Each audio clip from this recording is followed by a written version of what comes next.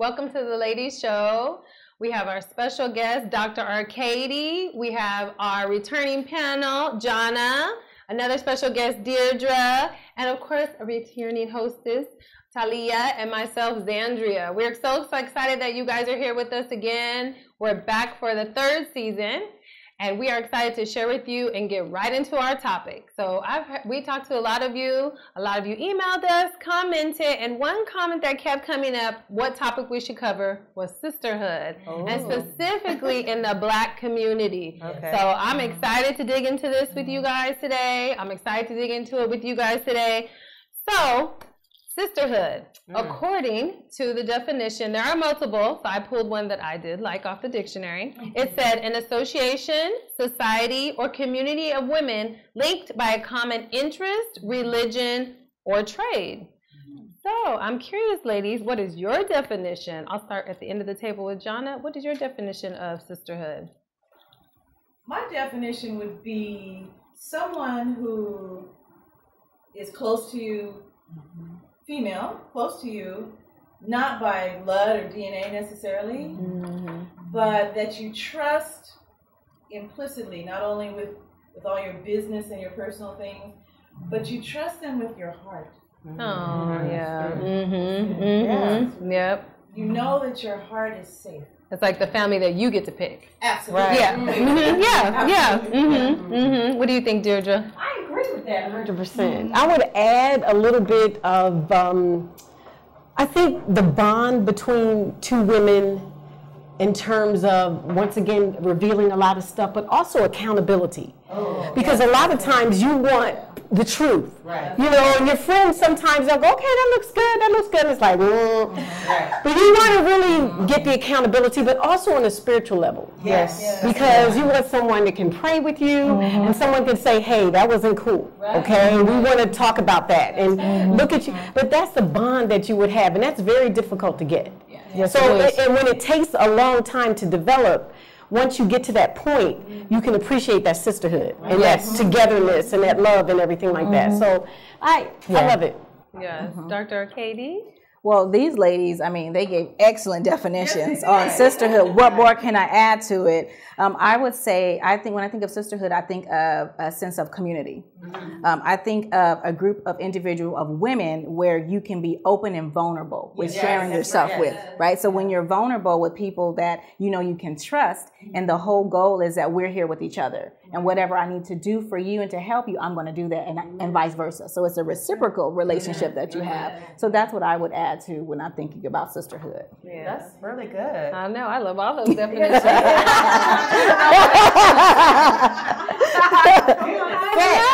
And again, I didn't get into sisterhood until I became an adult in my later years, because I had a daughter young, and I didn't have a sisterhood in which I have now as an adult. So for me, I would definitely say everything that you all said: accountability, vulnerability, and having your heart, because again, these are people that are outside your work, outside your immediate family, your family that you can connect with. Right. So I think it's a connection. Even like all of us, we connect and we vibe. So definitely being on a vibration, on the same vibration would be for me. And me, I'm like, that's the turn up crew. Yeah. So you go on trips, you know, you get to do this stuff. You get to do stuff with your kids, I like to call it my tribe. Yes. So I love to include women who are about their business. So we combine on business. We combine because we're mothers. We collaborate on different things. And I love that we all collaborate and grow together, because there's enough money for everybody. So I think that sisterhood, with it being loving and giving your heart and, you know, and trusting and letting them in, I think that sisterhood can engulf all of that, including business. And so, and I definitely, for me, I did it when I was younger, because I was raised with boys. So I was always looking for sisters, because I had two brothers and a twin who was my brother. And so I always loved the idea of sisterhood. So I was athletic. I was a jock. So my sisterhood started early because I did sports. So track, basketball. And then as I became a mother, starting Mocha Moms groups, being part of Moms Club. That was another group. And then, of course, your church group and so on. Right, so, right. Definitely. Well, that's awesome. I love that, because everybody's definition of sisterhood is different, but it all comes back to a bond, trust, love, keeping everybody in check, right? Communication, because you definitely need somebody to check you. Amen. I know this was good at that. And so, do you guys think that there's a lack of sisterhood in the Black community? Because that's something that's out there in the media. That's something that everybody, it's like, if you look at the reality shows, that's what they're showing. Like, you really don't see a real reality show of sisterhood, of Black women, that they're really all working together. There might be a few cast members that work together, but then it's like you have the throwing of the cups and the flipping the chairs, and that's not my reality. But because it's on reality TV, other societies tend to think that is our reality, and that's why I really wanted to address it. Yes, Dr. Lee. I just think, what you're saying is so true, and it's the narrative that's being pushed out there in the media. It's not the narrative that we see, right? Because I do believe that there is a sisterhood, and that in different parts there's small sections of sisters that come together for whatever their shared common goal is. I think there's more of a sisterhood than what they like for us to see and what they portray, because that's what sells, right? Throwing the cups, yelling, doing all that. So that's what, but it's not selling, showing this connectedness, showing this togetherness, and showing how we do love one another and we really want each other to succeed, right? So that's just how what I've seen. Because I definitely could not have raised my kids just between my husband and I. I've relied on multiple people at this table, whether it was just to be with my kids, just go have fun with my kids, or just plan activities together.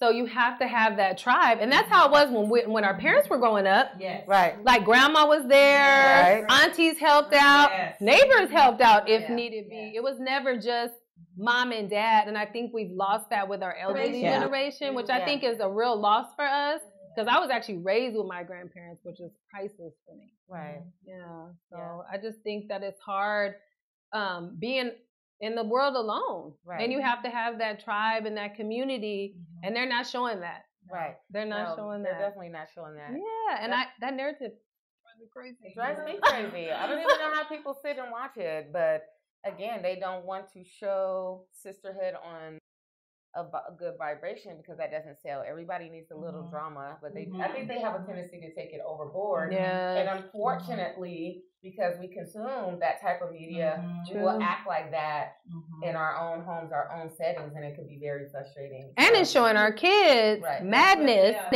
And so they're at school. They don't know any better, and they're acting out. And they think that this is real. It's not real. They're getting a check to do this. They're trying to maintain their storyline. Right. I think what's kind of it gets to be sometimes is that somewhere along the way, women, moms started being competitive with their kids. You're prettier than her. You're smarter than her. No, you don't want to do that. No, you're better. No, you're better than them. And the kids are growing up and they're trying to figure out what it's all about, and they don't know any different or any better. So when they start seeing this stuff on television, and kids think TV, well, if it's not real, why is it there? Then they're not getting information or the direction that they need to figure out, what kind of lady do I want to be? What kind of mom do I want to be? What does it mean to be a woman? They're not getting that. They're just getting all of the junk that's selling all these sodas and all this other stuff that's bad for them, right? And so when I see it, I often say to my husband, why would they do a show like that? Not why would they do it, why would they be on it? And help perpetuate that stuff. When they talk about them in the paper. Oh yeah, in the blogs. Yeah. It's like, but you just flipped the table, so. All right, ladies, we're going to wrap up this segment. I want to urge our audience to subscribe to our YouTube, like us on Facebook and Instagram. I will give our email address at the end, but we would love to hear from you. Like, share, and comment. Thank you.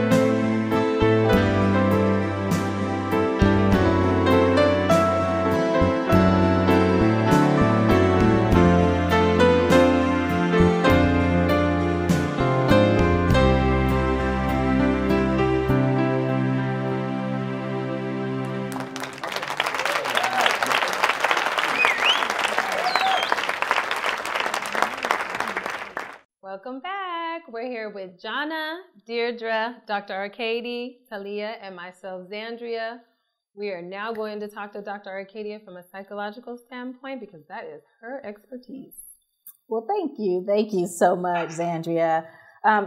Just talking about sisterhood, and we're talking about it within the Black community, right? So from a psychological perspective, it really does help when you have people surrounding you that you can talk to, when you have that support system, when you are okay with asking for help. One of the things I often say is asking for help does not mean that you're less than, it simply means that you're human. And so it really helps when you're able to talk to other people. Now, what it does on a negative perspective is if you're always in conflict with a lot of other women and you don't have anyone, then you can feel isolated, right? It can make you feel isolated where you're not engaging, you're not doing a lot of different things with other people or other women. And so that can cause more of that depressed state for you. Because it's very important, we're meant to be connected as humans, right? That human connections and that touch. And when we don't have that, that's what can lead to the emotional distress.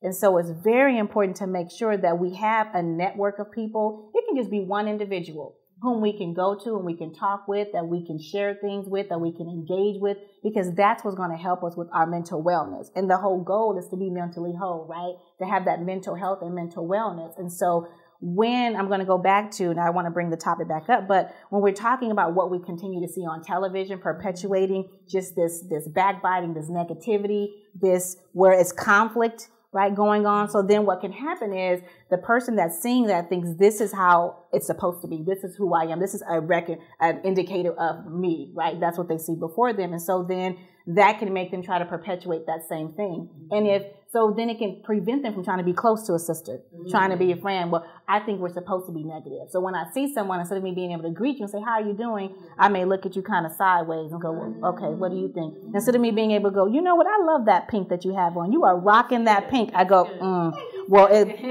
right? Instead of me doing that, I go, well, that looks better on me. I don't know who she thinks she is, because that's continuously what I'm seeing. And so what that does then psychologically, portraying what I think it may what I'm supposed to do. So it's just important that we have this connection, this network, this support system, this community, right? As Andrea said, this tribe, right? And I'm going to go back to what you said, and not comparing, right? That competing, because when we compare, comparison is the thief and the robber of joy, right? So we are all one, right? We're all one body. We all be together. And it's, what do you bring to the table? What do I bring to the table? Whatever's for you is for you, and what's for me is for me. And I don't have to compete with you, but I can help to support you, right? And lift you up to that next level.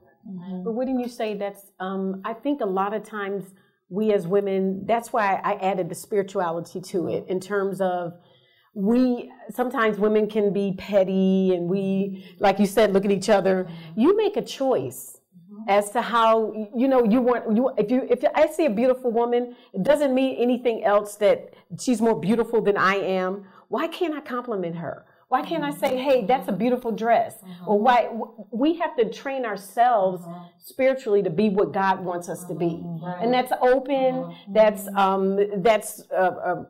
friendly, kind to each other. It's so much badness in the world today. The least we need to do is bring each other together and say, hey, sister, and be okay with hugging. And doesn't mean that something's going on. It just means that I love you. I love you. You're my sister, and I want to be with you. And when that time comes, it takes time to develop that. Sisterhood does not come overnight. Because you got to test those waters. Right. There's trials. But what God wants us to do is He wants us to just open up and just be more spiritually connected with people, in terms of praying with them and say, hey, sister, you're not feeling good today? Let's pray together. Let's do, and that way God can heal all of that negativity that you may feel, pettiness or whatever like that, because we're together. We can touch each other. We can say, hey, I love you. I love you. Exactly. You're self doing it. Exactly. And maybe I can't articulate it in the way that I want, like you are, but you're telling yourself how to be more spiritually grounded and open for say, I love you. I can say I love you. What's wrong with that? Oh, you love me. I help you. But you know what happens, and she was already touching on it, it starts here first, right? Yes. So if I am emotionally wounded, right, and I myself have my own insecurities, my own issues that I'm dealing with, I may have a hard time reaching out to you and saying, my sister, you look great. Because I may not be feeling it myself, so I don't even know how to demonstrate that. So it may be challenging for me. That's good. Right? So you got to work on you first. You have to work on you first. You got to do the work. And so you have to have the ear to hear, right? So that God can help you be able to be who you're supposed to be, so that then I can be okay, and then I don't have a problem with then turning to you and then helping to bless you, right? But I have to first take care of my own issues. And until I acknowledge that and move forward to get my own self healed, then it's going to be challenging for me to reach out and give a hand to you, because I need to learn how to reach out and give a hand myself, right? We never know exactly what people are going through in their life. And we hear people saying, be the light, be the light. What does that mean? That means that, just a smile and a greeting could get somebody through a day. We don't know what was going on in their life before they encountered us, and whether they give it back to us or not. The gift goes both ways. We're gifted for doing it, and they are gifting it because it was something that they could receive if they wanted to. I love that. Well, you all know me. I'm that girl you've never met, and I was like, ooh, I love your hair. I like your lip color. I just do. It's just something in me. I just always compliment, say hello, and smile. And yes, sometimes I get because usually they think I want something. Or they don't, or they honestly think I'm not being authentic. Which is crazy to me, because this is who I am, and I didn't make a conscious effort just to do it for you that day. You know what I mean? I got this way. Let's be fake today. You know, like that's not it. But like you said, some people, it's in them. And it's something on their spirit and on their soul that they can't even receive a compliment from a stranger. Right. Yeah. You can't be responsible for anyone else's feelings. Exactly. I said what I said. Thank you. I love it. You're not responsible for how you feel. That's right. You know? So if I say, you look good, queen, and you just ain't feeling it, that's on you. That has nothing to do with a reflection of me. That's right.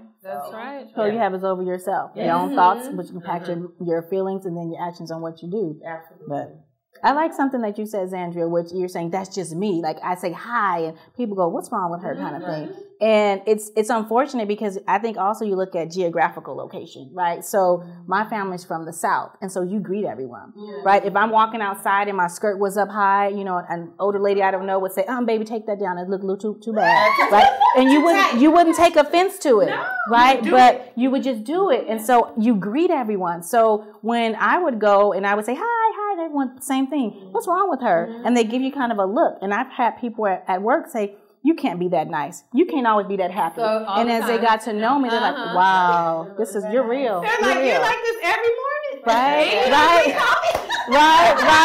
They're like, what's going on? Yeah. So I think it has a lot also to do with where you live at too. And so living in California, Los Angeles area, unfortunately, you may not see as much as the greeting.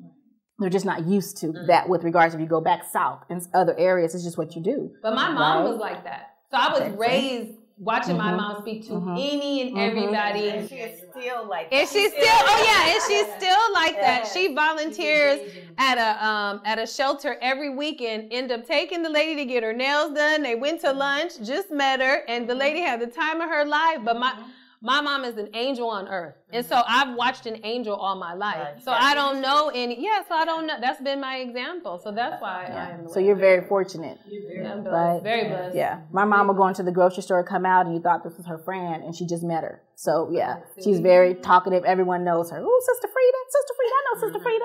Right? So yeah. Yeah, when I was the first new stay-at-home mom, I made friends at Target because all my friends. Yeah, exactly. I didn't know a lot of moms that stayed at home, and all the moms were at Target during the day. So I always met somebody, and my husband's like, "You have a play date with her on Tuesday?" We're gonna meet at the park. He's like, how does that work? So, and that helps you in business too. But we're gonna wrap up this segment. Please like, subscribe, and share. We love to hear your comments. I'm gonna go ahead and give you our email address because we would love to hear from you guys. It's ladies show 3 @gmail.com. Again, it's ladies.show3@gmail.com. We would love to hear from you. Like, share, comment, and we'll be right back.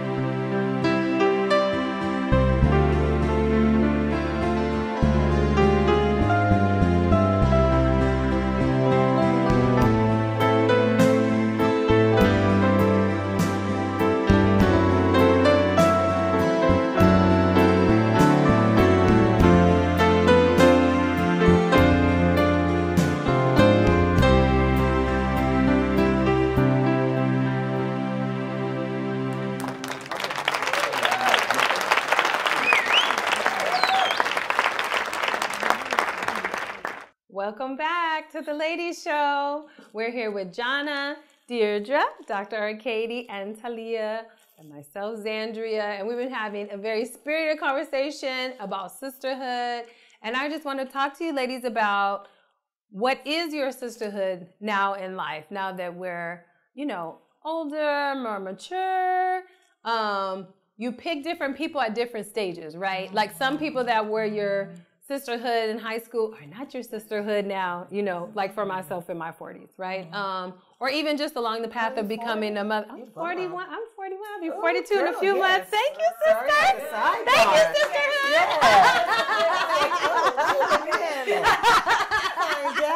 I pay her to say these things. No, but clearly she's in my tribe. Can you tell what? But there's different people at different stages and different levels of your life. So what does your sisterhood look like right now, Jonna? It's whittling down, actually. I'm at the part of my journey where I've lost some of them for different reasons. But I would say the constant, if she was the tribe itself, it would be my sister. She's definitely my person, and we have been through different stages of that. We went through the stages where my parents compared us, and she thought I couldn't stand her, and I thought she was spoiled and entitled, and so we went through all of that. But I know that if the phone rings and it's her, no matter what's happening, I pick up the phone. I know that if I was to say, who knows everything about me, my marriage, my husband, everything, she's the only person that knows all of that stuff. And it's for all the reasons that we've shared here. She actually embodies all of those things too, and for me, and vice versa. So. Wow. For me, I remember being a little girl and my mom get in the car after school and say, how's your day? And I say, oh my day was fine. My friend, and we stop.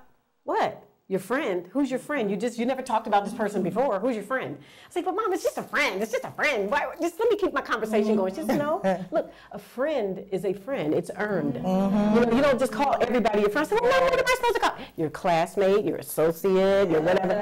So when you talk about sisterhood, I do have sisterhood. I work for the airline, so I get to travel all over the world. And look, when you travel, you better have a sisterhood. That's true. Because you got to be in the same room with these people. You got to eat with these people, whatever. So I do praise God that I have some people in my life that hold me accountable, that love me in spite of my imperfections, and that talk to me, that gather with me and pray with me and do the things that I need to be supported as a African-American woman in the society today. So be careful. They come and they go. What do you say? They could be friends for a reason, a season, or a lifetime. That's right. So if they fall out, that's fine. God will bless you with someone else. But just be careful. Take the steps that you need to make sure that that person is there for you no matter what, good and bad. You're ugly and you're everything. So yeah, I'm blessed in that area. So. And now I'm getting some new ones, ain't I? Yes. So for me, all of what you both said, I add on to that too. But my sisterhood is, I have clusters. So I don't just have one sisterhood. One would definitely be my sister. So my sister is the only person that I can share every single thing with. So I can just I vomit out, just all of my stuff. And so that is just my go-to person. And we just, one another with each other. And then I have pockets of friends. I have a sisterhood where we've been friends for over 20 years from college days. And so, just through everything, we called ourselves the Wives Club. So when I was going through my graduate program, my doctor was going through her med school program. One of my friends, did I say doctor? She's an MD. She was going through her med program, and we would just meet all the time, and we would talk about what was going on. We helped each other with our marriages, just giving each other support, just to help with having small kids. So at that time, that was so needed. And now I have friends also where these women are also a part of it, where, we get together, we travel. We help with our kids. We'll go and do different things during the summer, and our kids will get together. We went one time to a museum, and they thought we were part of a school. We were like, no, there's just moms coming together, right? We went to see, I think it was the Diary of Anne Frank, and they were like, oh, they thought it was a school trip. But so for me, I just find it helpful to have pockets. And so because every woman is different, and so I have something in common with a group, right? And my church, my sisters in my churchhood, that's different than my sisterhood that I'm going to have over here with Tribe, right? Or my sisterhood that I may have professionally. So with I just have found it not to just have one, but I like to spread it around. It's like having a pie. People say you want the whole pie, but I don't want just an apple pie. I want a whole pie with a slice of apple, meringue, orange, right? So a sample pie with all of them clustered inside, right? All the flavors. So that's just how I found it to be helpful when I talk about sisterhood, to have that, so I can call up, open this, one. And I've learned they can't all come together either, because there's different personalities. They can't all come together.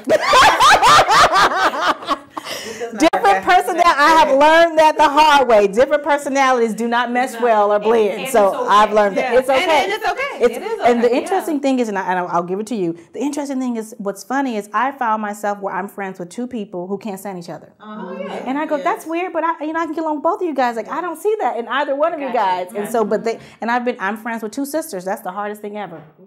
Being friends with two sisters. So I've learned how not to say, oh, you're right. I just sit there. Right. Because otherwise it's like, well, Nikki said this or that, right? So, so I just have a cluster. So for me, I'm just learning about sisterhood as an adult. Like after, I think just barely within the last, I'll say 3 to 4 years, literally. And it just swamps me. So much like you, I have a micro organism of clusters, and like this organism of group of women is on this side, this sisterhood is on this side, different climax. I have a turn up crew, they turned.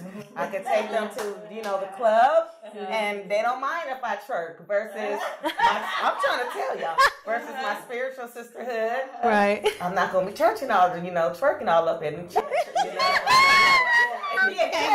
Can't do it. Get snatched up. Yes.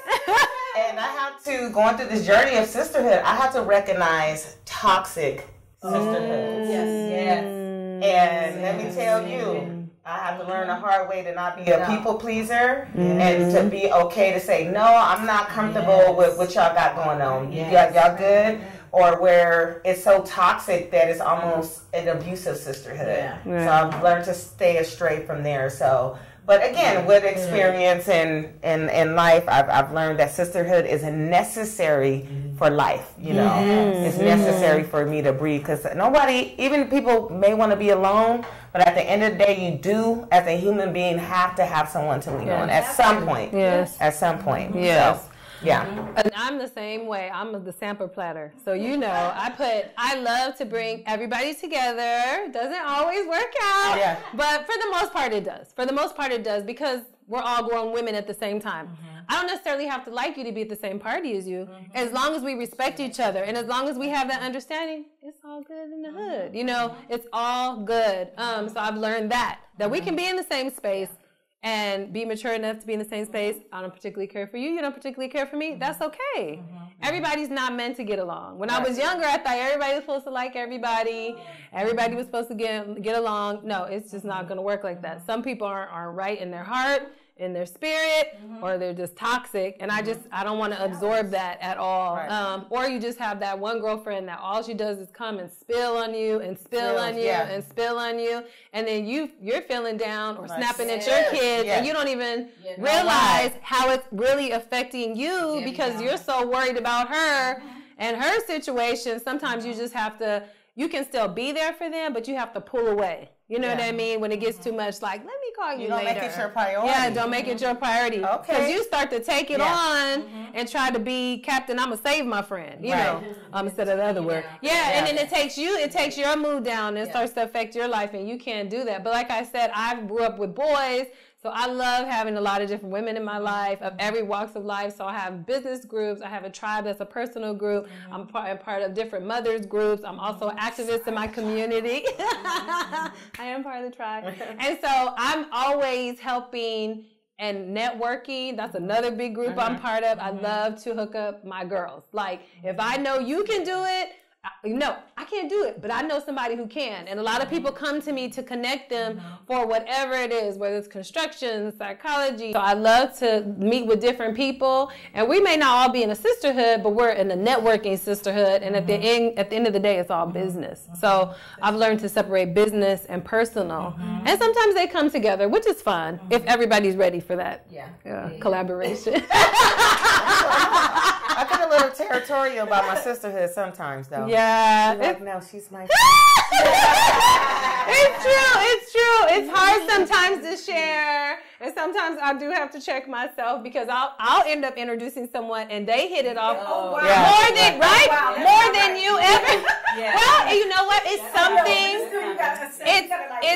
something about their spirit, that they just hit it and they run. And then I have to check my ego because really that's all it is, right? It really, I'm just being 100. It's really my ego, like, wait a minute, because we didn't do that. You know, we didn't go do this and that. And then it's like, you know what? I'm going to just pray about it, be mad for 24 hours and let it go. Let it go because I have people who I connect on a deeper level too, you know. And so I can't be mad because I introduced you. Right. And now that's your ride or die. You know what I mean? Like, that's okay. Oh, y'all friends. Yeah.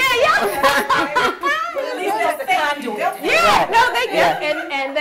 And they do. It's actually happened quite a few times. It's kind of funny. But anyway, thank you so much, ladies. We had Jonna today, Deirdre, Dr. Arkadie, Talia, and myself, Zandria. We are the Ladies Show. Thank you for coming back. You can watch us on Facebook. You can watch us on Instagram. You can check us out on YouTube. Please subscribe, share, comment, and like. And we look forward to hearing from you guys. Until next time, bye-bye.